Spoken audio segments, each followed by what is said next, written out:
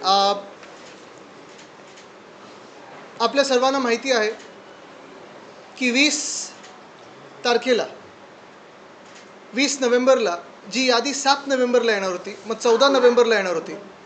त्यानंतर आता 20 नोव्हेंबरला जी यादी आली, त्या दिवशी पण आपल्याला सगळ्यांना घोळ आठवत असेल. ती यादी डाउनलोड नव्हती होत, मशीन रिडेबल नव्हती. नंतर रात्रीपर्यंत सगळ्यांनी जेव्हा डाउनलोड केले तेव्हा मोठ्या संख्येत सगळीकडे गोंधळ उडाला.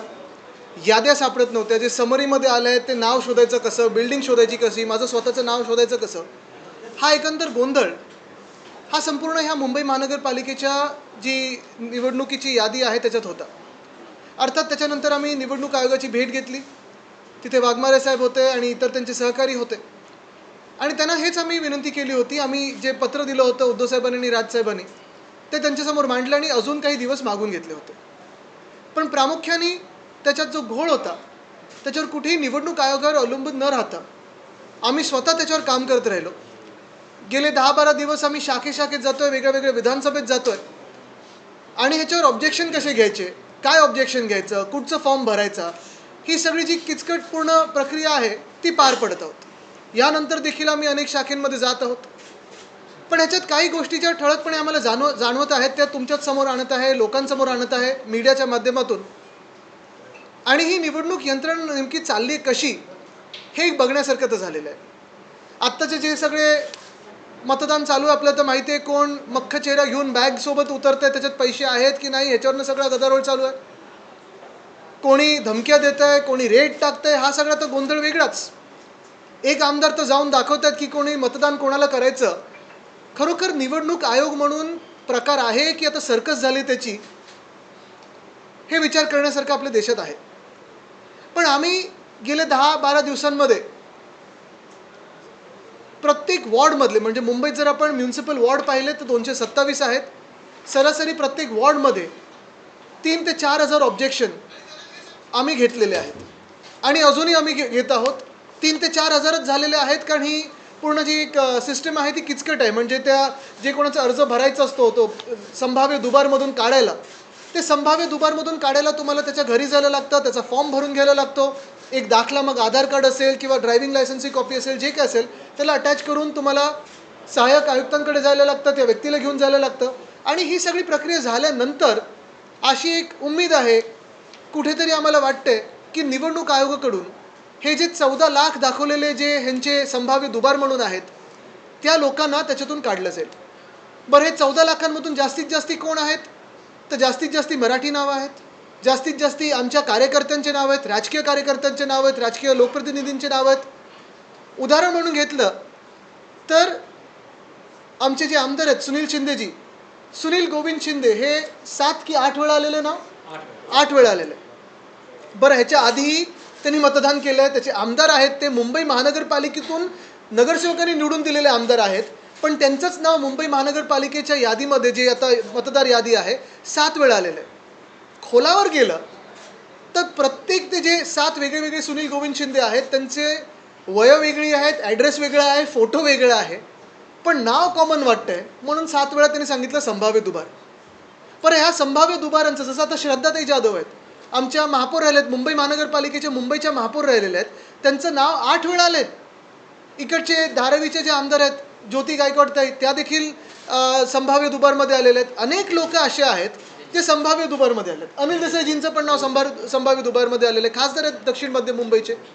म्हणजे बरोबर मराठी नावं असतील, बरोबर विरोधी पक्षाच्या कार्यकर्त्यांची नावं असतील, लोकप्रतिनिधींची नावं असतील, ही संभाव्य दुबारमध्ये टाकलेली आहेत. आणि ह्याच्यातच आम्ही व्यस्त झालेलो आहे, कारण जे कोणी संभाव्य दुबार ह्या यादीत येतं, म्हणजे ॲस्ट्रिक्सच्या ते येतं, जर तसं नाव असेल तर तुम्हाला मतदानाच्या दिवशी निवडणूक आयोगाचे एक हमीपत्र भरायला लागणार आहे, परिशिष्ट 2, आणि ते भरल्यानंतरच तुम्ही मतदान करू शकाल. म्हणजेच काय, तर ही सगळी नावं एक तर मतदानाला येऊच नाही किंवा मतदान ज्या वेगाने व्हायला पाहिजे ते होऊ नये.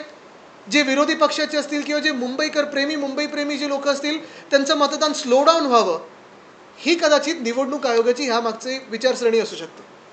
पण तुम्ही विचार करा, जर आम्हाला सरासरी प्रत्येक म्युन्सिपल वॉर्डमध्ये 3 ते 4 हजार ऑब्जेक्शन्स भरून घ्यायला एवढे दिवस लागत असतील आणि पुढचे काही दिवस अजून आम्हाला, पुढचे 2 दिवस म्हणजे आज आणि उद्या अजून काही 3-4 हजार ऑब्जेक्शन भरण्याचा प्रयत्न असेल आमचा. ही यंत्रणा कधी लागली आमची? पूर्ण पक्ष म्हणजे शिवसेना, महिला पुरुष दोन्ही, अंगीकृत संघटना, त्याच्यात स्थानिक लोकाधिकार समिती आहे, भारतीय कामगार सेना आहे, ग्राहक संरक्षण कक्ष आहे, युवा सेना आहे, युवती सेना आहे, टॉप टू बॉटम प्रत्येक आजी माजी पदाधिकारी जेव्हा काम करतायत तेव्हा आम्हाला एवढा कालावधी लागलेला आहे हे काम करून घेण्यासाठी. पण ह्याच विरुद्ध जे खरं निवडणूक आयोगाचं काम आहे, जे BLOचं काम आहे, तुम्ही हा विचार करा. आज तुम्ही मीडिया म्हणून कुठच्याही मतदारसंघात जा आणि विचारा किती याद्या आहेत तुमच्याकडे, किती BLO असायला पाहिजे आणि कोण BLO म्हणून नेमकं येतंय. BLO म्हणून गंमत अशी झालेली आहे, महानगरपालिकेची जी काही यंत्रणा निवडणुकीची आहे, BLO म्हणून कोण येतंय? तर ज्यांना लिहिता येत नाही, वाचता येत नाही असे लोक पाठवले जात आहेत BLO म्हणून. आणि हे लोक जाऊन चेक करतायत की तुम्ही मतदार आहेत की नाही. लिहिता वाचता न येणं हा काही गुन्हा नाही आहे, बिलकुल नाही आहे. परिस्थिती असेल म्हणून तसं ते पुढे तसं राहील असेल. पण एवढ्या महत्त्वाच्या कामासाठी जिथे तुम्ही प्रत्येक मतदार हा खरा आहे की खोटा आहे हे ओळखू पाहतात, तुम्ही लार्ज हाऊसहोल्डमध्ये जे 10+ लोक खरोखर राहतात की वेगळी वेगळी आहेत हे तुम्ही ओळखण्याचा प्रयत्न करताय, तिथे तुम्ही असे लोक पाठवताय ज्यांना यादी वाचता येत नाही, काही लिहिता येत नाही. तर नेमकं ही निवडणूक प्रक्रिया जी चाललेली आहे, मी केंद्रीय निवडणूक आयोगाला पण विचारत आहे, राज्याच्या पण निवडणूक आयोगाला विचारत आहे आणि स्थानिक निवडणूक आयोग जी मुंबई महानगरपालिकेसाठी आता कार्यरत आहे ह्यांनाही विचारत आहे की नेमकं तुम्ही करता काय, पगार कशासाठी घेता, जे काही पगार येतात ते जनतेच्या पैशामधून येतात का, म्हणून आम्ही तुमच्या सस्पेन्शनची मागणी करू नये का, म्हणून आम्ही कोर्टात जाऊ नये तुमच्या सस्पेन्शनसाठी का, म्हणून तुमच्या विरुद्ध आंदोलन करू नये का, म्हणून तुमच्या घरावर येऊन विचारू नये की तुम्ही आमच्या देशाची वाट का लावतात.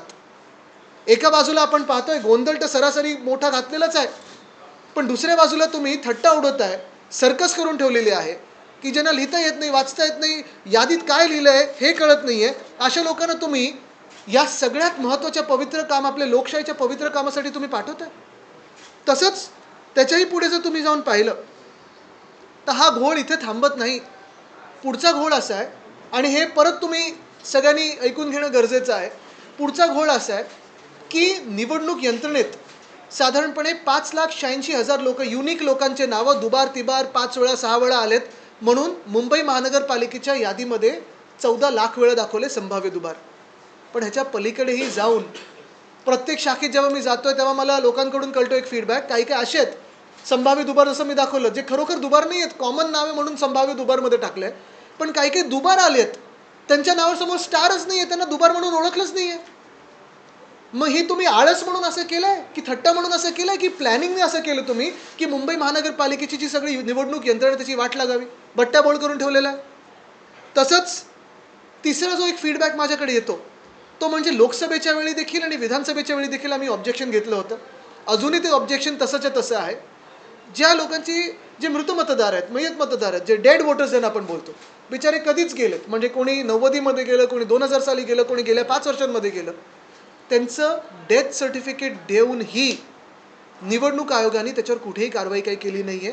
आणि विधानसभेत जेव्हा आम्ही आत्ता ॲनालिसिस करत होतो तो वोट चोरीचा गोल तुमच्यासमोर लवकर आणूच, त्याच्यात पण प्रत्येक सीटवर कमीत कमी 4 ते 5 डेड वोटर्सनी बूथ वाईज मतदान करून गेलेले आहेत. ही वोट चोरी नाही तर काय आहे? हे मतदार कुठून आले, कोण आहेत हे जे गेलेले मतदार आहेत, मग त्यांच्या वतीने दुसरं कोण प्रॉक्सी वोटिंग करतंय का? मतदान तुम्ही करू कसं दिलं? आणि इथे पण ह्या यादीत पण ऑन ॲन ॲव्हरेज जर तुम्ही पाहिलं तर प्रत्येक मतदारसंघामध्ये 80 ते 100 मतदार असे आहेत जे कधीच गेलेले आहेत पण त्यांची नावं अजूनही मतदार यादीत आहेत. ह्यांचं करायचं काय? बरं, आम्ही ह्या निवडणूक आयोगाला सांगितलं, सर नाही वो ऊपरवाले करते, ऊपरवाल्यांना सांगितलं, नाही सर वो नीचेवाले करते. मधल्यामध्ये तुम्ही काय घोळ घालता मग? हा जो एक प्रॉब्लेम आहे ना, ह्याचं उत्तर देणार तरी कोण? हा एक मोठा प्रश्न आमच्या समोर आहे. आणि हा देखील आम्ही प्रश्न आज तर पत्र लिहून पाठपुरावा करत आहोत, पण अजून मोठी चळवळ काही उभी करायची झाली तर मला वाटत नाही आम्ही मागे पुढे बघू, कारण हे आमच्या देशाच्या लोकशाहीमध्ये तुम्ही लोकशाहीला मारून टाकण्याचं काम करताय. लार्ज हाऊसहोल्डचा विषय आहेच. मुंबईत 26,000 26,500 घरं आहेत जिथे 10पेक्षा जास्ती लोक राहतात. 8,29,000 मतदार अशा घरांमध्ये आहेत ज्यांचं एकमेकांशी काही म्हणजे काही काही घरं जेन्युइन आहेत. आम्ही हे पण डोर टू डोर जाऊन शोधतो, कारण डोर टू डोर जाऊन सापडलं कोणी दुसरं तर त्यांना कसं बाहेर काढायचं आम्ही वेगळ्या ह्यानी बघतोय. पण ह्या 8,29,000 मध्ये किती बोगस मतदार आहेत, कुठून आलेले आहेत, कसे आलेले आहेत, ह्याच्यावर निवडणूक आयोगाचं लक्ष आहे का? हे जे तुम्ही BLO पाठवता ज्यांना काही लिहिता वाचता येत नाही, ते बिचारे जाऊन काय बघणार आहेत, काय तुम्हाला फीडबॅक देणार आहेत? आणि हा सगळा विषय जर तुम्हाला धक्कादायक वाटत असेल तर इथे हा विषय थांबत नाही. ह्याच्या पुढे जाऊन हा गुन्हा म्हणाल तुम्ही किंवा अजून काही म्हणाल, पण ह्याच्याही पुढे जाऊन सगळ्यात मोठी धक्कादायक गोष्ट जी आमच्या डोळ्यासमोर आलेली आहे, कारण आम्ही यादीचं पूर्णपणे वाचन करत आहोत, प्रत्येक शाखेत वाचन करत आहोत. आमचे परम यादव आणि मिलिंद साटम हे दोघंही माझ्यासोबत बसलेले आहेत. हे मुंबई युनिव्हर्सिटीमध्ये सेनेट सदस्य आहेत. ह्या दोघांनीही जो अभ्यास केलेला आहे आणि बाकीच्या यंत्रणेने जो अभ्यास केलेला आहे, शाखेशाखेतून आता फीडबॅक येतो आहे. तुम्हाला आठवत असेल ही यादी जी मुंबई महानगरपालिकेसाठी लागू असेल, मास्टर लिस्ट जी होती, निवडणूक आयोगाने काय सांगितलं होतं की 1 जुलै 2025 नंतर एकसुद्धा नवीन मतदार येऊ शकत नाही. बरोबर आहे?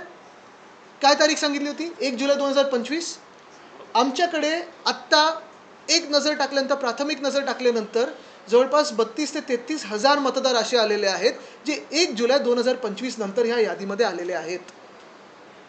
म्हणजे संभाव्य मतदारांचा गोंधळ. तुम्हाला संभाव्य दुबार मतदार जे आहेत, तुम्ही 14 लाख सांगताय, त्याच्याहूनही अधिक आहेत. जे तुम्ही ओळखलेले आहेत ते काही दुबार नाहीच आहेत, वेगळे वेगळे लोक आहेत. डेड वोटर्स आता पत्ता नाही, पण मतदानाला येत आहेत. जे लार्ज हाऊस होल्ड आहेत त्याचा काही आम्हाला माहिती नाही. BLO असायला पाहिजेत ते नाही आहेत. मग निवडणूक नेमकी चालवते कशी हा प्रश्न विचारत असताना हा जरा जो गोंधळ आहे, तुम्ही जरा थोडं एक्सप्लेन करून सांगा, त्याला माहिती द्या. येईल तुमचा आवाज येईल. नमस्कार.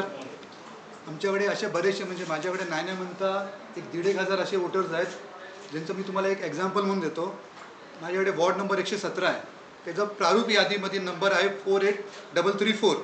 त्यांचं नाव आहे, नाव नका घेऊ, बाकीचं ठीक आहे. त्यांचं विधानसभेमध्ये जो झाली विधानसभा आपली, त्यात 156 नंबर विधानसभा, यादी क्रमांक 191, आणि त्याचा त्यावेळीचा वोटर नंबर होता 1245, जे BMCने आत्ताच्या प्रारूप यादीमध्ये डिक्लेअर केलं आहे. आता बघायला गेलं तर आम्ही जेव्हा वाचन केलं तेव्हा आपल्या यादीमध्ये जी 191 नंबरची यादी होती, त्या शेवटचा वोटर हा 1144 1144. जर 1144 विधानसभेत होता आणि हा 1245 नवीन नंबर आला आहे, तर आम्ही त्यात पुढेही गेलो तर आम्ही हे सर्च केलं की 1 जुलैपर्यंत त्या यादीमध्ये किती नवीन वोटर्स ॲड झालेत. तर आम्हाला ते लक्षात आलं की 52 वोटर्स ॲड झालेत. म्हणजे दॅट टोटल्स कम्स टू 1196. जर टोटल मागच्या विधानसभेपासून आत्तापर्यंत 1196 वोटर्स झाले आहेत, तर हा 1285 असा नंबर आला कुठून? जिथे साहेबांनी सांगितलं की इलेक्शन कमिशनने कुठली यादीच डिक्लेअर नाही केली, तर आणि हे BMCने डिक्लेअर केलं आहे 1245. तर हे नेमकं घोळ कुठला आहे? म्हणजे यादीपासून पण 49 एक्स्ट्रा वोटर्स एका यादीत घुसवले गेलेत, हे क्लिअरली दिसून येते. बरोबर आहे. नमस्कार. खरं तर ही गोष्ट नक्कीच आहे की BMCने ज्या आता प्रारूप याद्या दिल्या आहेत त्या स्वच्छ आणि ट्रान्सपरंट असल्या पाहिजेत आणि आम्ही त्याच्यावर फक्त काम केलं पाहिजे. परंतु आज परिस्थिती अशी आहे की आपल्याला त्याच्यामध्येच काम करावं लागते त्या नीट करण्यासाठी. आज पहिला विषय जर आपण दुबारचा म्हणू तर दुबारमध्ये जे खरे दुबार आहेत आणि त्याच्यावर स्टारच नाही झाले असे प्रत्येक वॉर्डमध्ये साधारणतः 600 ते 650 वोटर्स आहेत.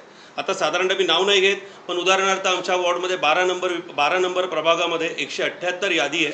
त्या 178 यादीमध्ये एकाच व्यक्तीचं नाव आहे, एज तेच आहे, पत्ता तोच आहे, फोटो तोच आहे, आणि एकाच व्यक्तीचं 2 वेळा नाव आलं आहे. 704 अनुक्रमांक आहे, 1075 अनुक्रमांक आहे. तसंच त्याच यादीमध्ये पुन्हा एकदा सेम व्यक्तीचं नाव आलेलं आहे 616 आणि 750 या अनुक्रमांकावर. म्हणजे अशा पद्धतीने प्रत्येक यादीमध्ये आणि प्रत्येक वॉर्डमध्ये, आता फक्त मी 12 नंबरचं उदाहरण देईन तर 12 नंबरमध्ये 529 खरे दुबार आहेत. खरे दुबार ज्यांचं नाव सारखं आहे, फोटो सारखा आहे, ॲड्रेस सेम आहे, परंतु त्याच्यावर कुठल्याही प्रकारचे स्टार मार्क नाही आहे. परंतु याच्याबरोबर उलट संभाव्य दुबार म्हणून जे स्टार मार्क आहेत ते आमच्या पूर्ण, त्या फक्त यादीपुरताच मर्यादित नाही तर पूर्ण विधानसभेत नाही आहेत, पण त्यांना संभाव्य दुबार म्हणून ठेवलेलं आहे. आणि जसं साहेबांनी सांगितलं की त्यापैकी बरेचसे आमचे कार्यकर्ते, सर कार्यकर्त्यामध्ये एखादं नाव घेऊ शकतो, विजय पवार आमचे स्वतः उपशाखा प्रमुख आहेत, आज एवढी वर्ष मतदान करत आहेत, कुठेही त्यांचं विधानसभेत नाव नाही आहे दुसरं, परंतु त्यांना संभाव्य दुबारमध्ये घेतलेलं आहे. तर अशा प्रकारचा हा काय जो काय घोळ आहे हा जाणून बुजून केलेला आहे का? कारण की आम्हाला एक्सपेक्टेड असतं की एक स्वच्छ आम्हाला यादी तुम्ही तयार करून द्या, त्या यादीवर आम्ही काम करू. पण हे न होता या ठिकाणी यादीवरच आम्हाला कामाला लावलं. म्हणजे कुठेतरी असं आहे का की आम्हाला नको त्या कामांमध्ये अडकवून ठेवायचं आहे? तर हा कुठेतरी जो घोळ आहे हा लवकरात लवकर BMCने याच्यावर कारवाई करावी. मुळात मुद्दा हा येतो की जर 1 जुलैला ही यादी संपत असेल तर मग हे घुसवलेले कोण आहेत मतदार, कुठून आलेले आहेत, कसे आलेले आहेत, कोणी घुसवलेले आहेत. आणि तुमच्या तरी यंत्रणेने जी आम्हाला यंत्रणा सांगत असते की आम्ही काही बदल करू शकत नाही, आम्हाला मास्टर लिस्ट आली तीच मिळाली, मग ही मास्टर लिस्टमध्ये घुसलेली नावं कुठून? हरकतीवर सूचनांसाठी आता कालावधी जो आहे तो संपत आलेला आहे.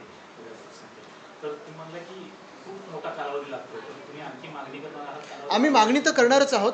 माझी ही अपेक्षा राहील की इतर पक्ष देखील मागणी करतील, कारण इतर पक्षही ह्याच्यावर काम करत असतील अशी माझी अपेक्षा आहे. त्याच्यात आपण पाहिलं असेल जे आम्ही आधी वोट चोरीचं दाखवलं ते निवडणूक होऊन गेल्यानंतर होतं, ती अकॅडमिक एक्सरसाइज होती. ही एक्सरसाइज आत्ता लाईव्ह आहे. सजेशन ऑब्जेक्शनची वेळ आत्ता आहे. आणि एका बाजूने जर पाहायला गेलं तर आम्ही निवडणूक आयोगाची मदतच करतो ही सगळी यादीतले घोळ काढून. जर ते जेन्युइन इंटेंटनी काम करत असतील तर त्यांनी पुन्हा एकदा 7 दिवस वाढवून द्यावेत, ही आमची मागणी तर राहीलच. पण दुसरं म्हणजे आम्हाला हे त्याचं उत्तर पाहिजे निवडणूक आयोगाकडून. बाकीचे विषय तर आहेत, म्हणजे डेड वोटर्सचं तुम्ही करणार काय, संभाव्य दुबार जे खरोखर दुबार नाही आहेत पण संभाव्य दुबार दाखवलेत त्यांचं काय, जे दुबार आहेत पण संभाव्य दुबारच्या यादीत नाही आहेत त्यांचं काय, BLO जे जात आहेत, तुमच्याकडे यंत्रणाच नाही आहे तरी तुम्ही सांगताय आमच्याकडे यंत्रणा आहे आणि 1 नेशन 1 पोलच्या गोष्टी करताय, ह्याचं काय. आणि हे जे घुसवलेले मतदार आहेत हे कुठून आले, कोणी दिले, कसे आले, ह्याच्यात मास्टर लिस्टमध्ये जर नव्हते आणि मास्टर लिस्ट पकडून जर तुम्ही चालताय 30 जून 2025ची, मग ह्याचं काय.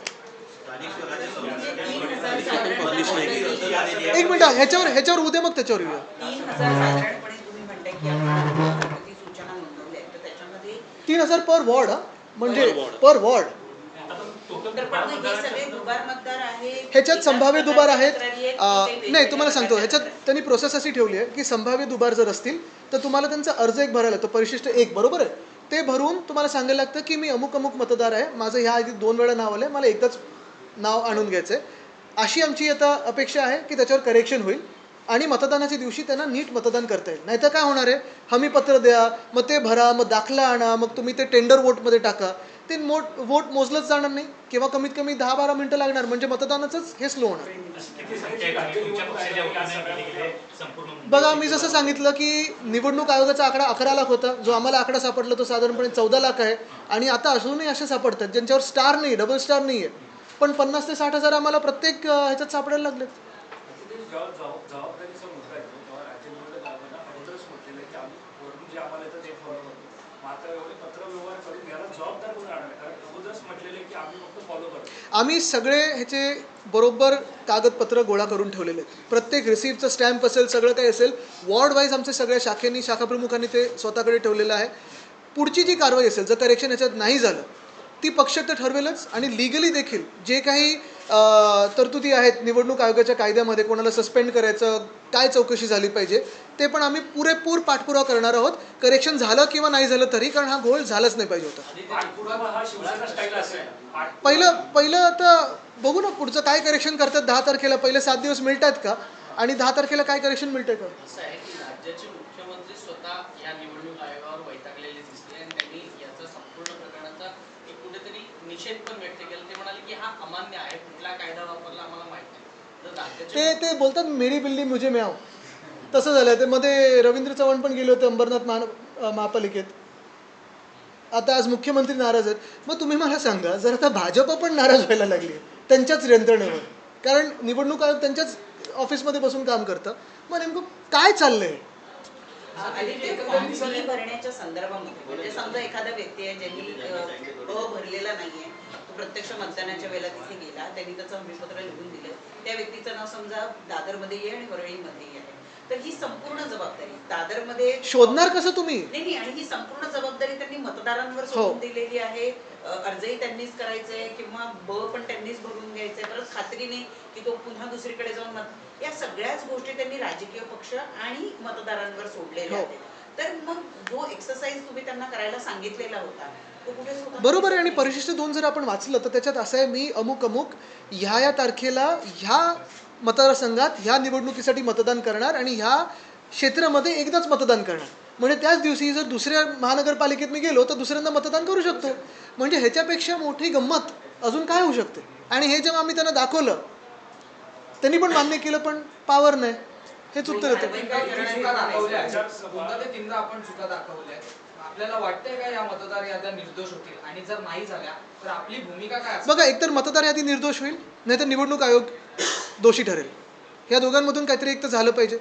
कारण हे जे आपण मतदान बोलतो, लोकशाही आपण नेहमी सगळ्यात सर्वोच्च मानतो आपल्या देशामध्ये. हे सगळ्यात पवित्र जर काम असेल तर तुम्ही ह्या कामासाठी एवढा गोंधळ घालणं, पूर्ण तुमची यंत्रणा वेगळी असते, पगार वेगळे असतात, पेन्शन वेगळे असतात, सगळं काही तुम्ही करून टीचर्सना, आता मी बघते ना बाकीचे ठिकाणी जिथे SIR होतोय किती प्रेशर टाकली त्यांनी BLOsवर, पण इकडे पण असंच होणार आहे. तुम्ही बघा, कारण हे BLOs जे पाठवत आहेत ना, खरोखर आहे ना ती कामं जमत नाही आहेत. ते BLO बिचारे आमच्याकडे येऊन सांगतात की साहेब आम्हाला वाचता येत नाही आहे, मदत करा, आम्हाला उत्तर वरती द्यायचं आहे. हे असं जर चालणार असेल तर निवडणूक तुम्ही कशी घेताय आणि का घेताय? आणि सुप्रीम कोर्टाने हे खरं बघितलं पाहिजे की हे जी सर्कस चालली आहे ना, ही कुठे ना कुठेतरी थांबली पाहिजे. निवडणूक आयोगाचे 3 निर्णय झाले. आचारसंहिता जे आहेत इलेक्शन आहे आणि मतदानाच्या अवघ्या काही तासांच्या अगोदर संपलेले आहेत. त्यानंतर आज डिक्लेअर केलं जातं की संपूर्ण निकाल 22 तारखेला होणार. त्यामुळे अचानक हे आलेले निर्णय कसं पाहूया? कसं पाहते म्हणजे आता मुख्यमंत्री स्वतः नाराज आहेत, आम्ही काय बोलू शकतो त्याच्यावर. पण परत प्रश्न हाच येतो ना, मध्ये जे बूथ चालले ना सगळीकडे, 1 नेशन 1 पोल, एक बूथ है ना सांभाळता नाही येत आहे आणि 1 नेशन 1 पोल करायला चाललेत. कसं होणार?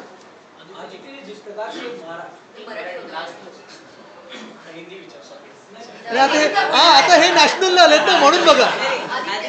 पण मग आता या सगळ्या EVM मशीन्स ज्या आहेत ते व्यवस्थित सुरक्षित ठेवणं, एवढा कालावधी, दीर्घ कालावधी, ही पण एक मोठा टास्क असणार आहे.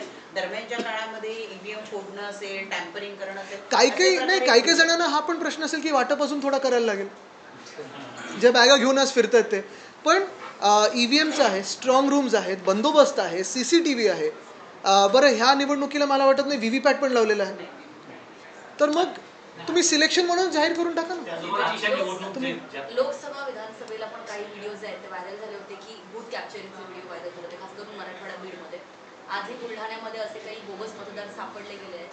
मला वाटतं निवडणूक आयोग याच्यावरती काही कारवाई करेल. तसं नसलं तर पक्ष म्हणून तुम्ही काही कोर्टात. बघा, आम्ही तर मुंबईत जी यंत्रणा लावली होती ती महानगरपालिकेच्या ह्यानी तर आम्ही आता सगळीकडे लावायला सुरू करतोय, ती तयारी पण आहे. पण बूथ कॅप्चरिंग हा तसं पाहायला गेलं तर लॉ अँड ऑर्डरचा मोठा विषय येतो. जे कोणी पोलीस अधिकारी ह्याच्यासाठी जबाबदार असतात, ह्या बंदोबस्तासाठी असेल किंवा ह्या पूर्ण यंत्रणेसाठी असेल, काही काही ठिकाणी पॅरामिलिटरी फोर्स बोलवला जातो, काही काही ठिकाणी दुसऱ्या राज्यातून फोर्स बोलवला जातो. आता ही यंत्रणा ह्याला जबाबदार निवडणूक आयोग धरणार आहे का? म्हणजे एका काळी आपल्याकडे TN सेशन सारखे जे निवडणूक आयोगातले होते आणि आता जे आहेत ते कॉमेडी नाईट्सवर येऊ शकतात, असे झाले. राज्य निवडणूक आयोग असं म्हणते की टॅब त्यांना दिलेले आहेत, त्याच्यामुळे पटापट फिल्टर होतील आणि दुपार मतदार जे आहेत ते कमी होतील. अरे पण मग दाखवा ना आम्हाला 1 दिवसात ते करून. 12 दिवस तर आम्ही लागले. आम्ही जे मतदान सगळीकडे आम्ही पाहतोय, जे मतदार आहेत जे आम्ही ओळखू शकतो 12 दिवसांमध्ये, तर तुम्ही जर टॅब देऊन ओळखू नाही शकत तर मग तुम्ही काय केलं टॅबवर खर्च? बरं, तुम्ही जसं मी सांगितलं ना, सुनील शिंदेजींचं 7 वेळा नाव आलं आहे, पण त्यांचं 7 वेळा नाव येताना 7 वेगळे सुनील गोविंद शिंदे आहेत आणि जे खरोखर दुबार आहेत ते तुम्ही पकडतच नाही आहेत. म्हणजे तुम्ही स्वतःची यादी एकतर 2 आठवड्यांनी डिले केली, ती यादी ढिली काढली तुम्ही. आणि तुम्ही हिंदीत पण सत्ताधारी पक्षातले आमदारच आता निवडणूक आयोगाला कोर्टात खेचण्याची भाषा बोलतात. म्हणजे जरी तुमच्या त्यांच्या काय की ऐका, मी त्याच्यात पडणार नाहीये. त्यांचं एकामेकांना खेचून झालं, मारून झालं, सगळं झालं की मग आपण बोलू. म्हणजे मी म्हणत नाही मारावं, पण चालू आहे त्यांचं काय काय.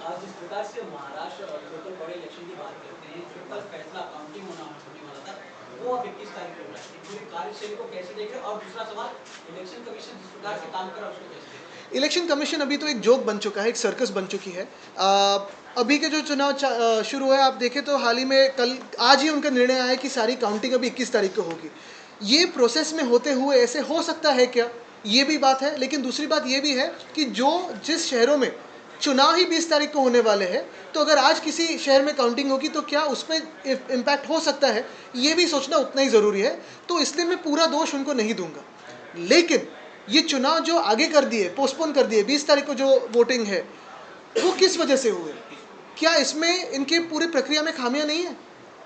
क्या कोई इसमें तकलीफ़ें नहीं है जो कोर्ट ने देखी? कोर्ट को अगर इसमें आना ज़रूरी पड़ रहा है तो फिर चुनाव आयोग क्या कर रहा है? और यही बात मैं मुंबई की कहना चाहता हूँ, क्योंकि मुंबई में जो 7 नवंबर को लिस्ट आने वाली थी वो 14 को आने वाली थी, फिर 20 तारीख को आने वाली थी, 20 को शाम को जब लिस्ट आई हमने काम तुरंत ही शुरू कर दिया था, और हर एक लिस्ट में अगर आप देखें तो संभाव्य दोबार यानी पॉसिबली डबल ऐसे काफ़ी सारे नाम पहले ही दिन दिख गए थे। बहुत सारे ऐसे भी बूथ हैं या बिल्डिंगें हैं या इमारतें हैं जो एक वार्ड से लेके दूसरे वार्ड में डाल दिए हैं।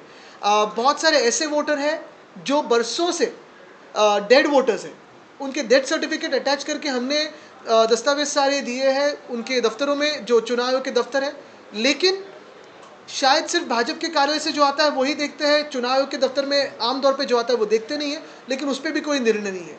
ये सारी बातें एक तरफ, और दूसरी तरफ एक सबसे बड़ा गुनाह जो हमारे सामने आया, नज़रों में आया, वो ये है कि हमें कहा गया था और आज भी कहते हैं चुनाव आयोग के लोग कि जो बीएमसी के लिए या सारे जो महानगर पालिका के जो चुनाव 29 महानगर पालिका के जो चुनाव है, जो मास्टर लिस्ट है वो 30 जून 2025 तक ही है, यानी 1 जुलाई 2025 से कोई भी नया वोटर उसमें एनरोल नहीं हो सकता।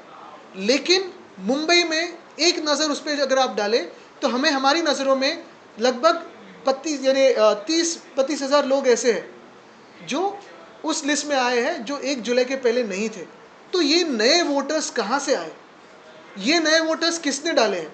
शायद हमारे हो, किसी की भी हो, लेकिन फ्री एंड फेयर इलेक्शंस अगर चाहिए तो इसका जवाब भी आना ज़रूरी है कि ये नए वोटर्स कहाँ से आए। डबल नेम को लेके आपने कहा कि कार्यकर्ता और जो आपके लीडर्स हैं उनको टारगेट किया जा रहा है, क्या लगता है इसके लिए आप सरकार को जिम्मेदार मानते हैं, बीजेपी सरकार? अभी बीजेपी सरकार हो या इलेक्शन कमीशन हो एक ही बात है, कोई अंतर है तो नहीं।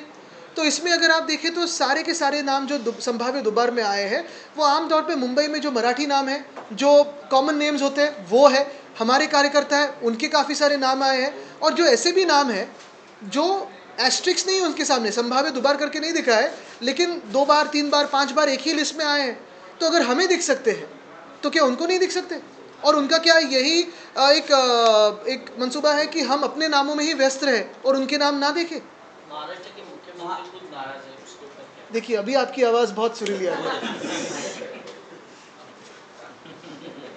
जिस प्रकार से महाराष्ट्र के मुख्यमंत्री के बारे में आपने कहा, रुकिए ना, ये सुरीली हिंदी बीएलओ के बारे में आपने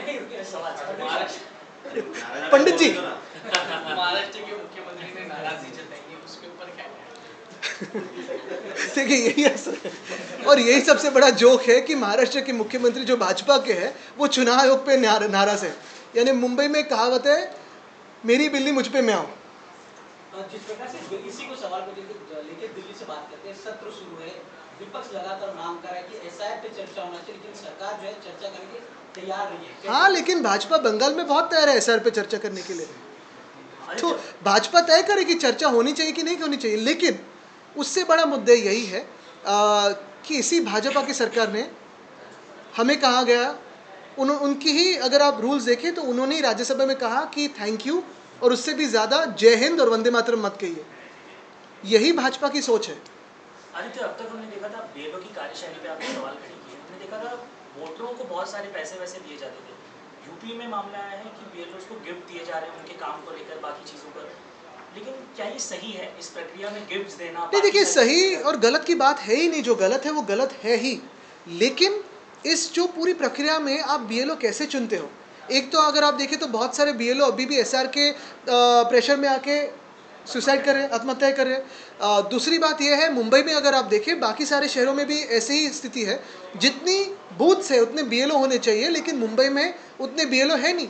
तो हमने जब आवाज़ उठाया पिछले 2-4 दिनों से, अगर आप देखें तो हर एक शाखा में जो काम चल रहा है 10-12 दिनों में, तो अभी ऐसे बीएलओ भेजे जा रहे हैं जिनको कुछ पढ़ना या लिखना आता नहीं है। ये मैं गुनाह नहीं समझता कि उनको पढ़ना लिखना नहीं आता है, लेकिन ये गुनाह चुनाव आयोग का है कि वो ऐसे लोग भेज रहे हैं जिनको ये लिस्ट कैसे पढ़ी जाती है, क्या सही क्या गलत, ये अगर पता ही ना हो तो कौन से लोकतंत्र के बारे में हम बात कर रहे हैं?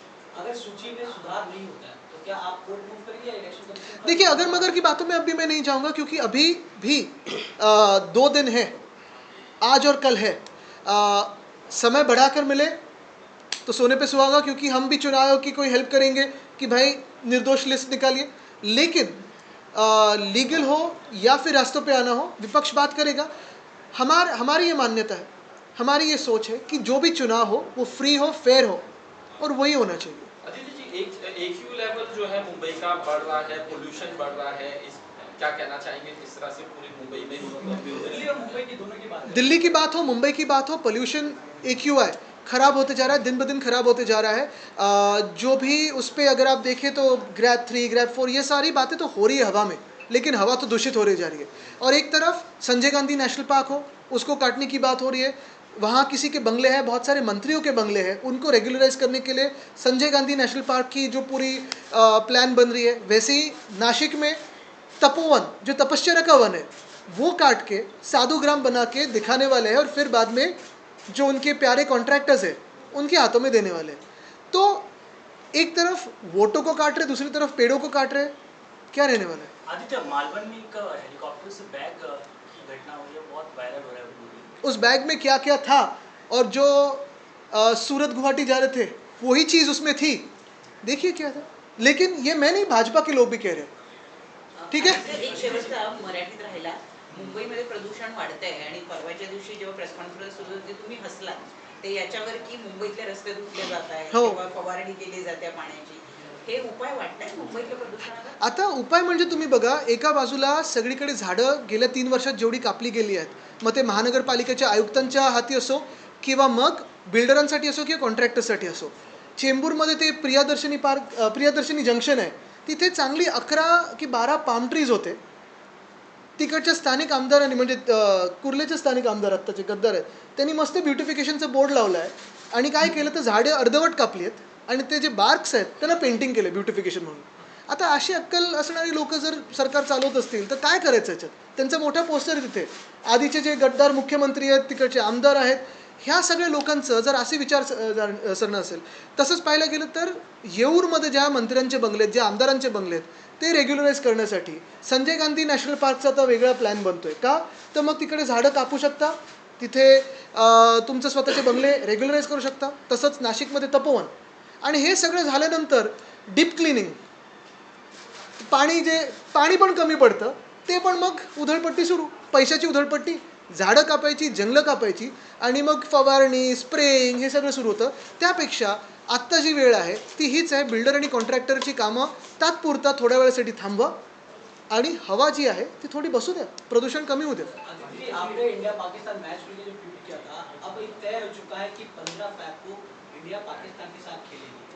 हालांकि ऑपरेशन सिंधु का जिक्र हो रहा था, कैसे देखते हैं इंडिया पाकिस्तान मैच? देखिए, कभी कहते हैं सिंध अपने देश में आएगा, 15 साल से कह रहे हैं कि LOC अपने देश में आएगा, जब युद्ध होता है तो सीज फायर होता है, और बाद में इंडिया पाक मैच शाहिद अफरीदी के साथ में बैठ के यही लोग देखते हैं, इनके ही बच्चे देखते हैं। और आज भी अगर देखें तो वो जो ग्रुपिंग है, भारत और पाकिस्तान को एक ही ग्रुप में डाला है, बराबर संडे को ही इनके गेम्स होंगे, ठीक है।